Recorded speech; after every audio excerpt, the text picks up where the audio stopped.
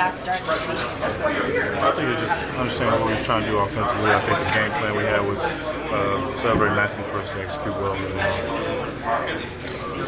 Were all of those plays scripted? A lot of them were, yeah. Getting Curtis more involved, how important is that to the offense? I think that's always something we're trying to get playmakers involved, not just Curtis, but all of our receivers. Make sure they get going and have confidence. And I think today Curtis got going on early, so it was good. Did it have all the same feel towards the Michigan game last year when Zeke coming off the game or getting many carries? Is it somewhere where you feel like you have to get him back involved? No, that wasn't it. It was. I don't know where that came from as far as like trying to compare that to last year, Zeke and Michigan State. But this year, I think it was different, but it wasn't anything like that at all. JT, it seems like you guys have a lot of success when you hand the ball to Curtis inside. Obviously, you have success as well with Mike Weber, but what is it about Curtis on the inside runs? And he only had one in the first half and really didn't get to 7 till late in the game. And I didn't know, what the reason might be. Does he do something different than Mike does, and vice versa? I think it's understanding what the defense is trying to do. So you understand, like with Curtis, they expect outside runs with Curtis, getting him on the edge, and so when you clear him up inside, that kind of throws him off because they weren't expecting that. So I think that's more of the thing. As far as how those things occur with the running game, is there something that they do differently? Because it does seem like at times that Curtis really gets the ball going when you guys hand it to him. It doesn't really get to carry that much. I don't understand the question. Because you guys seem to rely on Mike Weber as your inside runner. He's a bigger back. He runs inside, but it seems like at times you guys have a lot of success with Curtis. Yeah. I think it's more of just the tempo. So we go 0-1, which takes Mike Weber out of the game. We have one tight end and puts Curtis at running back. So I think we have plays with that set for him at running back. And then we get one play going with him, and then we just tempo from there. So it just continues on. So it's not really, after that, it's more of a tempo going off the script. I can see that last third down run when you for 35 yards. What happened? What was in the huddle first and what happened? I was just understand what they were trying to do. They're playing two-man and two-man.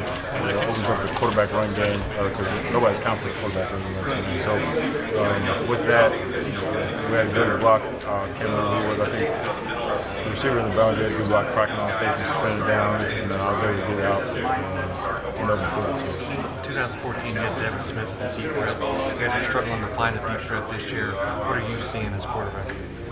It's really not struggling to find a deep threat. I think if you I know it's hard for to understand, but they're playing off. Like, they're playing like 12 yards off of us. So I think big thing they respect our vertical passing game and try to eliminate that by having people deep, if that makes sense. So it's not really, I don't think, limited as a deep threat as a receiver or anything like that. I know we have misfire on the third down with James. Just more of a ball placement on my part. But I think that's something that needs to be expressed, is that they're playing deep. And so we're hitting all these routes. So they're respecting our vertical passing game. So that's why we're letting part of the thing come underneath the valley and make tackles. James, the way you guys started as an offense this year, scoring a bunch of points, and you did it at Oklahoma too, won pretty convincingly down there. And then you guys have kind of regressed a little bit the last few weeks.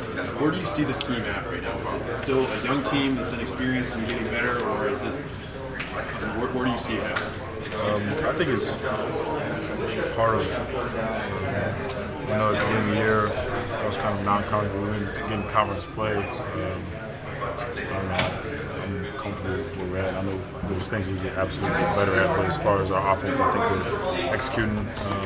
I don't know the stats, but at 200 something, 233. and what was running was 200. So we try to be a 500 type of offense, 500 yards, and I think we're getting close to that, or if we're not doing that.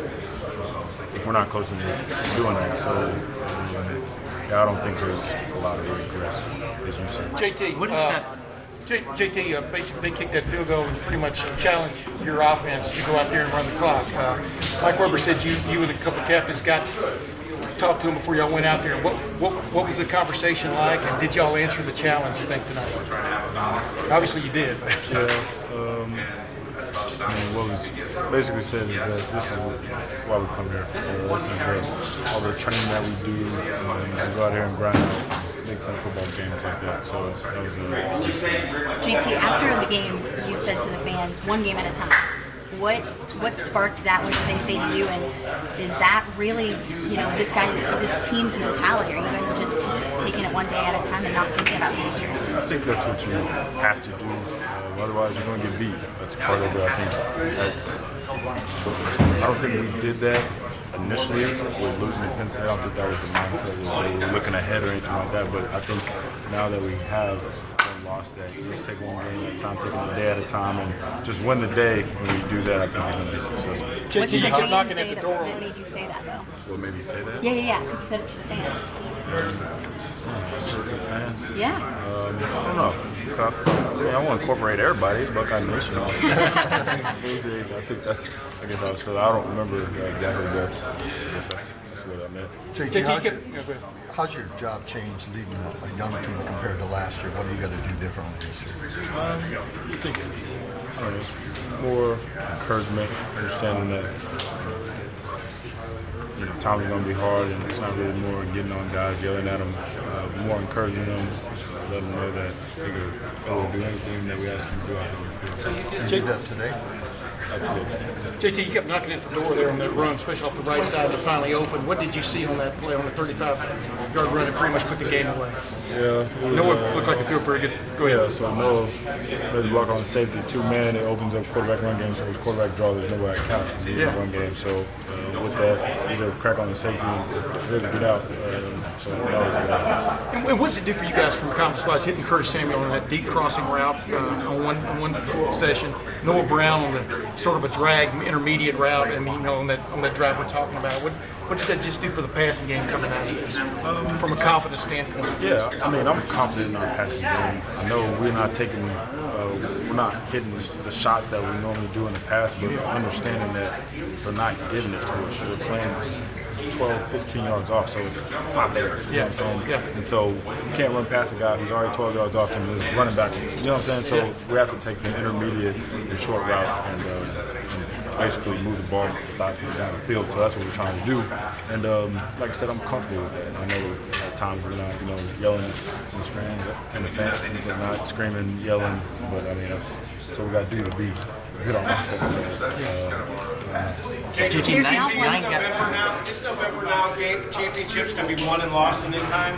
How do you get to the young guys and let them know that you can't take the playoff? Everything is crucial, and it comes down to these last more questions for Bill. I think just going out there and attacking practice. I think that's when you win the games. Attacking practice on Tuesday and Wednesday, and when you go and execute Tuesday and Wednesday, that's what's going to make you successful on Saturday. So I think understand that that's what it's going to take. It's not going to be crazy scheme or play that the offensive coaches draw up on Saturday that's going to win us the game. That's not what we're doing. That's going to be the work we put in on Tuesday and Wednesday that's going to help us win. JT, 9 different guys on the ball today. Is that the best way that this offense succeeds, or are you better hitting your top guys more often? I think spreading the wealth around, I think that's part of our offense. So with that, I think that makes it successful. Understand that it's not, 2 or 3 guys that they key on. It's everybody. JT, Coach said that you guys like a dogfight. You like your odds when you're in a game like that. Why does this team feed off of that mentality? I think it's what we train for. Understanding that our offseason, I think it's unlike any others. I haven't been a part of other teams offseason, but I think the way ours is constructed, it's meant for those tough games in the heat of conference play that we got to go out there and win. So good. JT, thank you very much. No problem.